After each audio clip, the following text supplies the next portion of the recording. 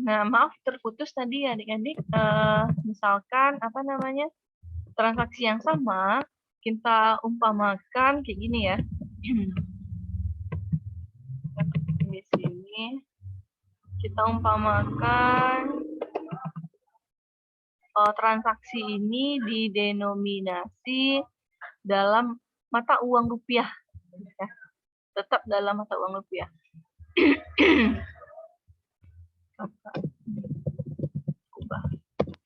Dalam mata uang rupiah. Berarti ini merupakan transaksi asing. Atau maksudnya adalah transaksi biasa, transaksi bukan mata uang asing ya. Sehingga kalau kita diminta jurnal pada tanggal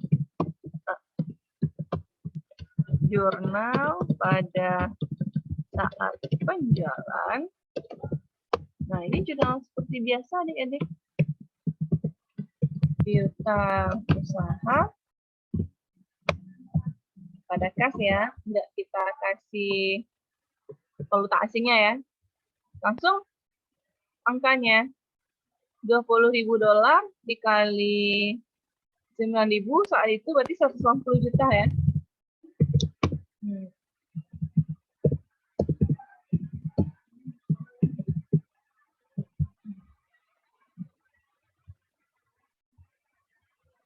Kemudian langsung saja jurnal pada saat pelunasan. Pelunasannya yaitu tanggal berapa tadi ya? 14 Mei. 14 Mei 2020. Langsung jurnalnya kas pada piutang usaha sebesar, nah langsung aja sebesar waktu transaksi awal adik-adik. Jadi kita tidak memikirkan kurs, naik turunnya kurs. Karena ini adalah transaksi biasa atau transaksi bukan mata uang asing. Gitu ya. Itu perbedaan.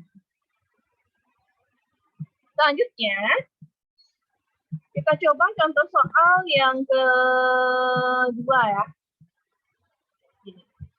Pada tanggal 13 April 2020, PT Fadali Trading ini mengekspor mainan anak-anak ke Major Inggris. Nilai fakturnya sama $20.000. Kurs pada saat itu $1-nya 9.000. Transaksi ini didenominasi dalam dolar. Jadi soalnya masih sama dengan yang di atas ya adik-adik. Namun pelunasannya dilakukan pada tahun depan gitu ya. Tahun yang berbeda. Nah, itu yang kakak maksud tadi, kalau tahunnya berbeda, berarti kita di akhir tahun penjualan itu kita butuh membuat jurnal penyesuaian. Nah, jurnalnya adalah jurnal pada saat penjualan. Jurnalnya adalah piutang usaha pada penjualan sebesar, berarti ini kursnya 9.900 ya. Kita ubah dulu ya. 9.900 nih.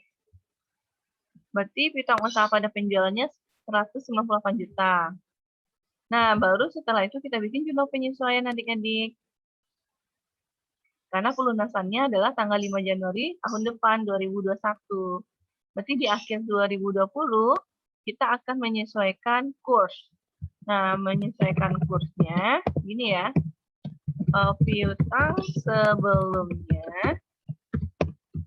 sebelumnya adalah nih 198. Piutang pada tanggal penyesuaian adalah 20.000 kita kali kurs pada saat penyesuaian. Ini dia. 8.900 sama dengan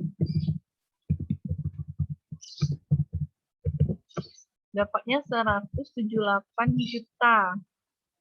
Berarti kan piutang kita 198 menjadi 178.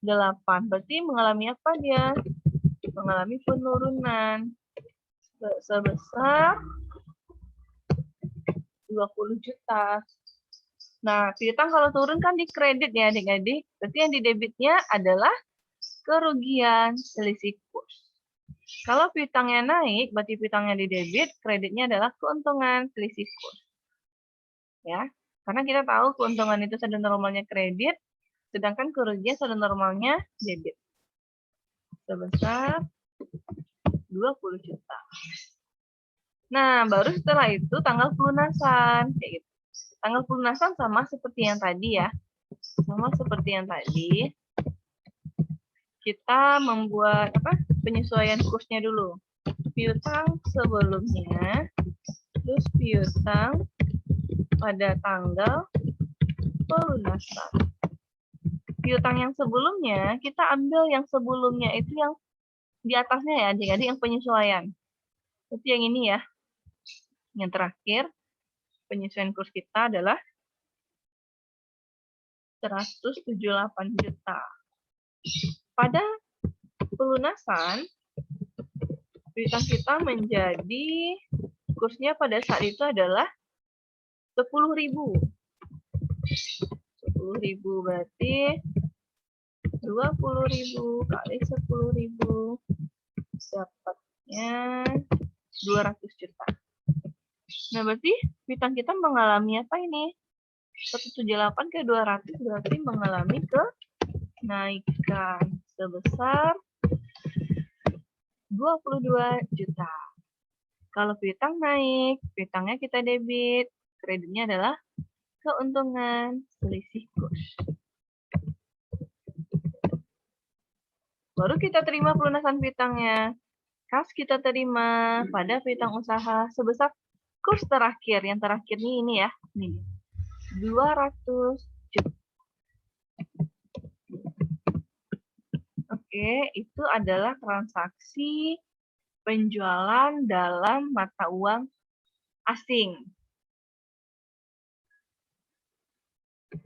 Nah, sama juga halnya dengan transaksi pembelian. Transaksi pembelian ya. Untuk transaksi pembelian, berarti yang kita sesuaikan itu adalah yang ininya ya adik-adik, yang hutang dagangnya. Kalau penjualan kan yang kita sesuaikan piutang usahanya ya. Nah, ini jumlah yang kita harapkan kita terima. Kalau transaksi pembelian, yang kita sesuaikan nanti itu adalah hutang usahanya atau hutang dagangnya. Itu yang kita kasih valuta asing. Nah, berarti ini contoh soalnya nggak terbikin oleh kakak soalnya ya. Yang jelas ini transaksinya adalah dibeli barang dagang ke Jepang ya, dibeli barang dagang ke Jepang dengan harga 1 juta yen. Waktu itu 1 yennya 300 rupiah. Kayak gitu. Maka jurnalnya adalah pembelian pada hutang dagang dalam kurung valuta asing 300 juta. Nah, dilunasi dia pada tahun yang sama ya. Kurs spotnya 290. Nah, hutang kita sebelumnya kan gini ya. Hutang sebelumnya adalah ini dia 300 juta. Lalu hutang kita pada saat pelunasan dengan 1 juta yen kali kurs pada saat itu 290. Dapatnya adalah 290 juta. Berarti piutang kita mengalami penurunan. Penurunan dia ya. Hutang kalau turun, utang pada normalnya di kredit ya. Kalau turun kita debitkan dia. Kreditnya adalah pasti keuntungan selisih kurs. Baru kita terima utangnya. Utang usaha pada kas sebesar kurs terakhir yang ini ya. 290 juta. Nah, begitu dia adik-adik. Nah, terus kalau seandainya transaksi pelunasannya itu pada tahun yang depan, tahun depan ya, tahun yang berbeda, maka kita butuh juga jurnal penyesuaian. Seperti ini dia. Ya, baru dilunasi. Oke. Ini ya. Nah, silahkan adik-adik coba latihan dulu ya. Assalamualaikum warahmatullahi wabarakatuh.